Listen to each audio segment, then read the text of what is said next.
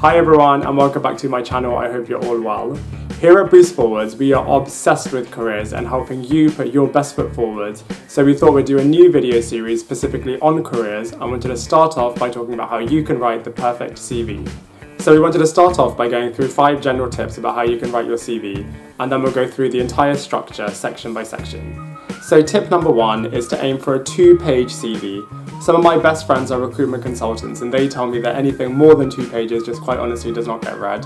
If you're very early on in your career, a 1-page CV is fine, but if you have a few more years of experience then you can flesh it out onto 2 pages. Tip number 2 is to be positive. Naturally, certain achievements will push you to your limits, but talk about all of this in the interview.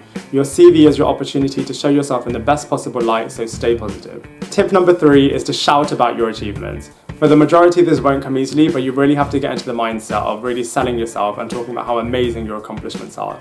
Tip number 4 is to really bring your CV to life. A recruiter will see hundreds of CVs on a daily basis and most of them will be dry, dull and boring. So make sure that you bring yours to life by using different colours, different sizes, use bold, italic, underline and different styles, etc. Make sure that you keep it professional, but don't be afraid of injecting your personality into your CV. And finally, tip number 5, use bullet points. No one likes reading essays, so really get into the habit of writing clearly and concisely and really focus on what you're trying to convey.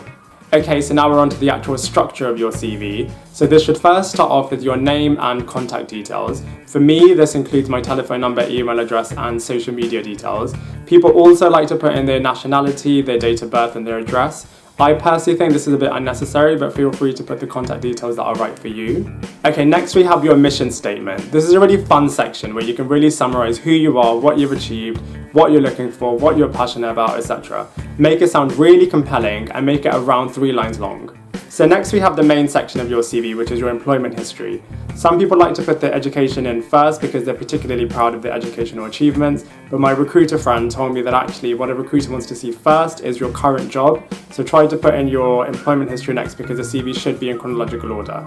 The way to write this section is to first put your company, job title and the dates in which you've been at that job on 1 line, and then follow this through with 2 sections underneath. The first section should be a summary list of your main responsibilities in this job, and then underneath this should be the main achievements that you've achieved in the role. Follow this structure across with all the different roles that you want to list. Once you've completed your employment history, then you can list your educational achievements, and here you can put the results and grades that you achieved at degree level, A level, GCSEs, etc. The next section is your key skills, the operative word here being key. So it's not a list of all of the skills that you possess, it's the main ones that you really want to convey to the recruiter and the ones that you're particularly proud of. So the next section is quite flexible, so here you can talk about your voluntary experience, your qualifications, your personal interests, etc. It's essentially a section where you can convey your personality to the recruiter and really talk about your achievements outside of work. And the final section of your CV is your references, so here you can write that famous line, available upon request. To be perfectly honest with you, this section isn't that necessary nowadays, so if you are running out of space, feel free to leave it out. And there you have it! Thank you very much everyone for watching our first careers series video on how to write the perfect CV. If you have any comments or suggestions of your own, feel free to leave them in the comment section below, and I look forward to seeing you in our next video.